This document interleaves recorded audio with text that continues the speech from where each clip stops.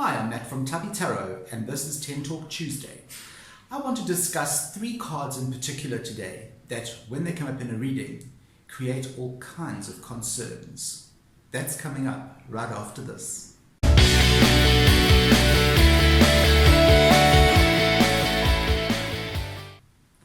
Hi, welcome back. Okay, we want to talk about the Death card, the Devil card, and the Tower card. Now, when these cards come up in a reading, all kinds of havoc ensues. People start freaking out, they think they're going to die, they think their life is coming to an end. The tarot card reader, sometimes if they're not a very seasoned reader, they can create even more conflict by misinterpreting these cards. These are just 3 cards that have mass hysteria and mayhem attached to them. So let's break it down. Let's have a look at each card individually and see perhaps why we are all so afraid of these cards and what we can do to understand the cards better. Let's take the most common one that freaks people out, and that is the Death card.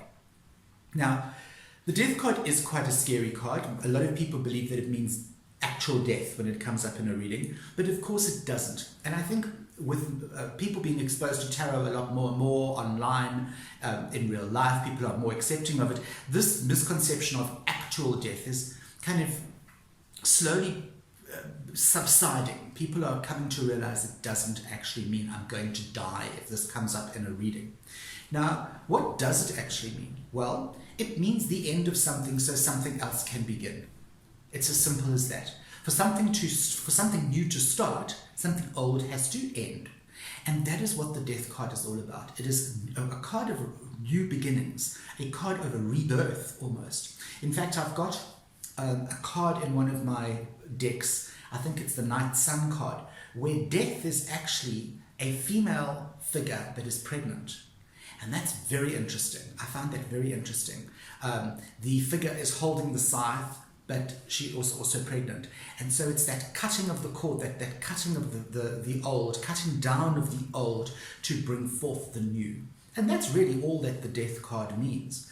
Now, some tarot readers, some people will say, yes, but it also means actual death. I have never come across a reading where death has meant actual death. Not in any of my own readings and not in anybody that I know that does tarot. I've never come across that happening. So for me, I don't believe that's what the Death card can do. Okay, so yes, the Death card is a very scary looking card, but it simply means rebirth. Taking the next card, that is the Devil card. Now, the Devil card can also be quite an intimidating and frightening card, because most Devil cards are shown with the devil in the background, sort of looming over 2 human figures, a male and a female, that are chained to the devil. Okay, and please, not every deck is like this, but I'm just talking in a general way. Now, again, it's quite a scary looking card, especially in some of the darker decks where the card is actually made to look extremely frightening and dark and mysterious and hectic, you know. And again, this card is so maligned and so misunderstood. What would you classify as a devil? Or what would you classify as something that is devilish? Would you say that a part of your personality could be devilish? Would you say that perhaps an addiction you have would be your devil? That would be the devil on your shoulder. Your limitations, okay? And that is what the Devil card speaks to. It speaks to your limitations. What is limiting you? Okay? Is it an addiction? Is it an inability to say no? Is it an inability to stand up for yourself? What is your limiting factor? And that factor has got you chained up. That is your devil, okay? That is the factor that has you chained and bound, all right? And that is the factor that needs to be addressed. So when the Devil card comes up, you need to have a look at what is binding you, all right? A lot of people would say, okay, the Devil card represents earthly pleasures and earthly addictions and the negative side of your earthly wants and needs. Now, perhaps that is true. Perhaps that is one interpretation. I don't interpret the card in that way. It's an interesting interpretation, but for me personally, I think as a reader, I think it goes a lot deeper than just I'm addicted to food, or I'm addicted to porn or whatever. I think it is very a lot deeper than that. I think it's what limits you. So in a reading, I would always look at first of all what the reading is about, and then whereabouts in the reading the card comes up, what position in the spread, because the Devil card to me is limitation, breaking free of that limitation. Okay, and the client will know within the reading what the card refers to. Okay, so Devil card does not mean the devil is coming with his pitchfork. It means limitations, getting rid of your limitations to free yourself. Okay, the next card I want to touch on is the Tower card. Now, again, the imagery of the Tower card is a little extreme. It would be a tower with two people falling out of the tower, lightning striking the top of the tower. Again, not every single card is like this. I have an incredible deck, a New Era Elements deck, that actually shows the Tower card as the Twin Towers collapsing. So there are many, many visual interpretations of this card. However, the meaning is the same. The meaning is always the same, okay? And the meaning of the Tower card is that something cataclysmic, something humongous is about to happen that will change your life and perspective of life forever.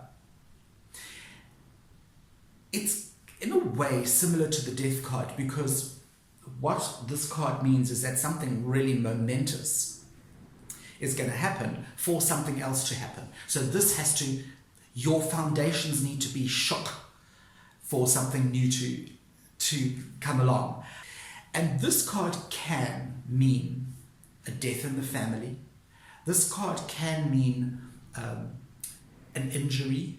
It can mean something like losing one's job.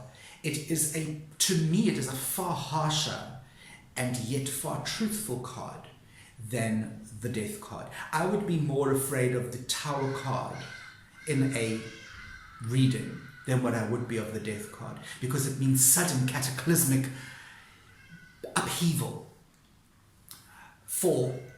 before anything else can happen, before you can move on.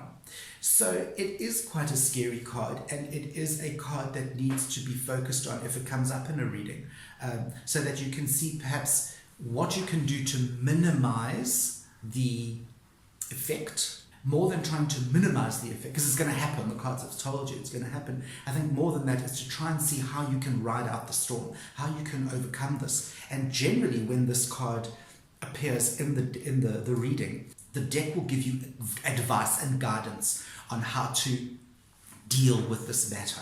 Okay, again, depending on what your reading is about, where in the deck, where in the spread the card comes up.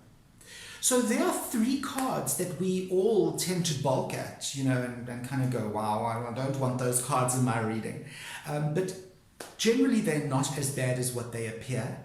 And if you have a seasoned tarot reader that is doing the reading for you, they will guide you through this process of fear and anxiety, and they will explain to you, exactly as I have, the true meaning of these cards and how they impact the cards around them and how they will impact your reading as a whole. So I hope you have enjoyed today's video.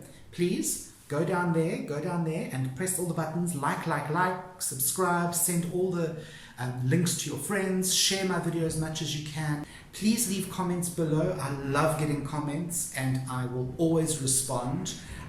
I will always find time for you guys. You are my valued subscribers, and I will always find time for you. I am Matt from Tubby Terrace saying I'll see you on the flip side.